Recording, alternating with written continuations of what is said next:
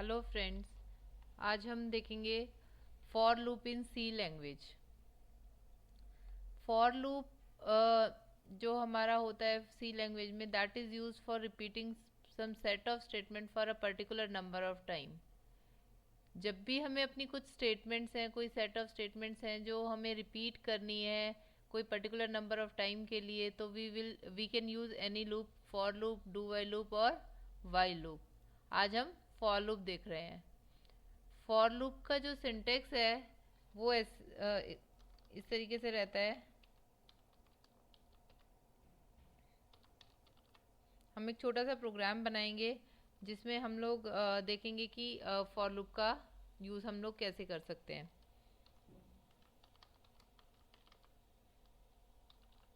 Suppose मुझे अपनी एक हेलो स्टेटमेंट को प्रिंट करना है for 5 times. So whenever you want to print some statement, we use our printf function. So if I'll execute this program, what will happen is it will print my printf, it will print hello for one time only. For example,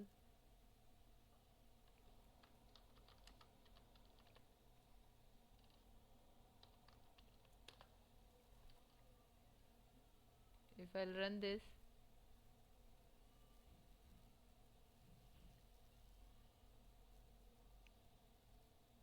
so it has print hello but only one time.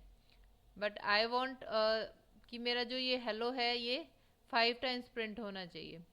तो इसके लिए हमारे पास दो method हैं। एक तो हम इसको प्रिंटफ स्टेटमेंट को ही 5 बार लिख लें, ठीक है। इन दैट केस मुझे बार बार प्रिंटफ स्टेटमेंट यूज़ करना पड़ेगा और मेरा एक ही काम रिपीट होगा। तो जब भी कुछ इस टाइप की रिक्वायरमेंट होती है कि एक ही चीज़ को बार बार करना है, तो हम उसको बार बार ना लिखकर लूप यूज़ कर सकते हैं, और एक ही बार लिखकर अगर हम उसको लूप में डाल देंगे तो हमारा लूप उसको खुद ही एग्जीक्यूट करेगा जितने बार आपने उसको सेट किया है।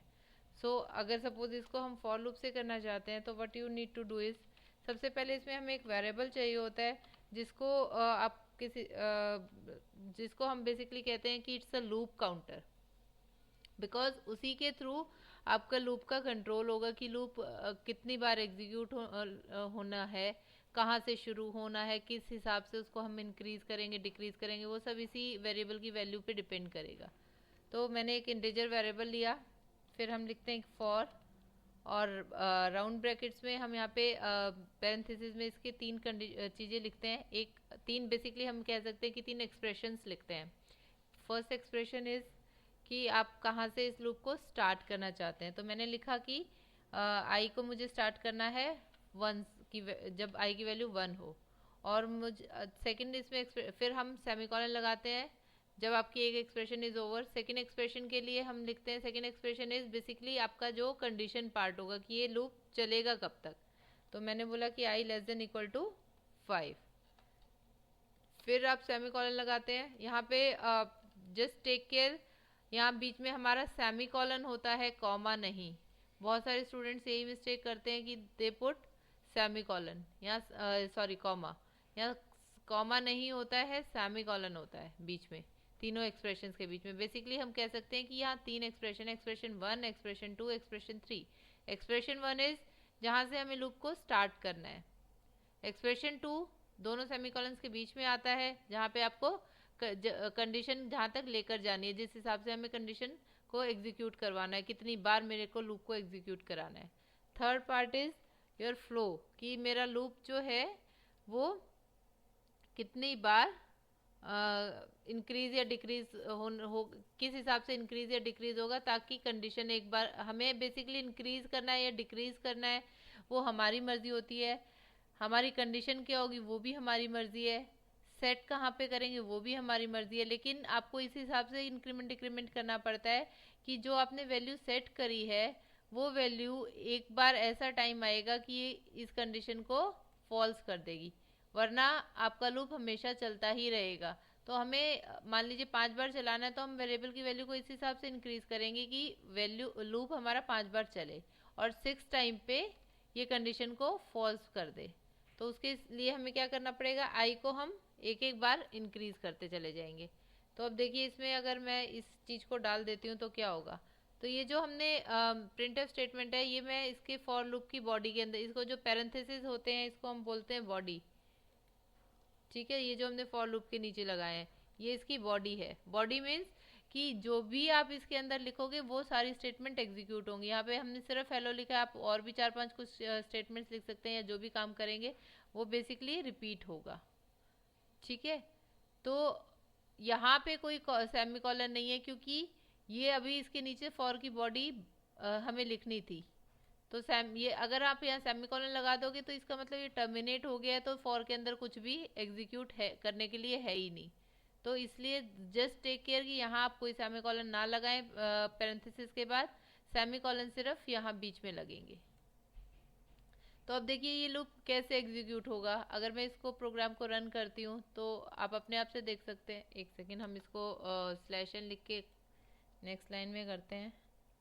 अब आप देखिए आपका जो हेलो है वो 5 टाइम्स प्रिंट हो रहा है, ठीक है। तो दिस इज व्हाट जो हमें चाहिए था। अब ये आया कैसे, ये फॉर लूप कैसे काम करता है। सबसे पहले जब वो लूप में आता है तो वो क्या देखता है कि फर्स्ट टाइम की वैल्यू आई की कहाँ सेट करनी है, उसने उसको 1 सेट कर दिया। उसके बाद वो इस पार्ट पे जाता है, देखता है कंडीशन क्या डाली है हमने। हमने लिखा है कि आई अब हमारा 1 है, तो हमने लिखा आई लेस देन इक्वल टू 5। 1 जो है वो 5 से लेस है, कंडीशन इज ट्रू। तो ये थर्ड पार्ट पे नहीं जाएगा, वो सीधा कहाँ जाएगा, कंट्रोल इसकी बॉडी के अंदर। और बॉडी के अंदर जितने भी सेट ऑफ स्टेटमेंट्स हैं वो पूरी एग्जीक्यूट होंगी। यहाँ पे जैसे हमारी एक ही स्टेटमेंट है तो हेलो प्रिंट हो जाएगा। उसके बाद जैसे ये बॉडी खत्म होगी तो कंट्रोल आता है हमारा इंक्रीमेंट या डिक्रीमेंट जो भी आपने लिखा है उस पर, यानी कि थर्ड एक्सप्रेशन पर। तो इस एक्सप्रेशन थर्ड में आके उसने आई की वैल्यू को एक इंक्रीज कर दिया। अब आपकी आई कितनी हो गई, आई की वैल्यू 2 हो गई है। अब वो फिर से कंडीशन पार्ट पे जाएगा, देखेगा कि जो 2 है वो 5 से लेस है, यस इट इज, तो कंडीशन इज ट्रू, तो फिर से हेलो प्रिंट करेगा। फिर वही प्रोसेस कंप्लीट करके फिर वो आई को इंक्रीज करेगा। तो this process will keep on repeating जब तक आई की वैल्यू 5 नहीं होती। जैसे ही आई की वैल्यू 5 होगी कंडीशन इज स्टिल ट्रू क्योंकि इक्वल टू भी हमने डाला हुआ है, फिर से उसको प्रिंट करेगा। और अब की बार जब आएगा तो आई की वैल्यू हमारी यहाँ पे 6 जब हो जाएगी उस टाइम पे वो क्या करेगा, कंडीशन देखेगा। अब आई की वैल्यू जो 6 है वो 6 जो है वो 5 से लेस नहीं है, दैट मीन्स कि हमारी कंडीशन इज फॉल्स। तो अब वो फॉर की बॉडी में नहीं जाएगा और प्रोग्राम को ओवर कर देगा। तो ये हमें अपने प्रोग्राम में डिसाइड करना पड़ता है कि किसी भी स्टेटमेंट्स को आपको कितनी बार चलाना है। तो उस हिसाब से हम इनिशियलाइजेशन करते हैं, उसी हिसाब से आप कंडीशन डालते हो और उसी हिसाब से आप उसको वेरिएबल को इंक्रीज या डिक्रीज करते हो। आई होप ये वीडियो से आपको फॉर लूप क्लियर हो गया होगा।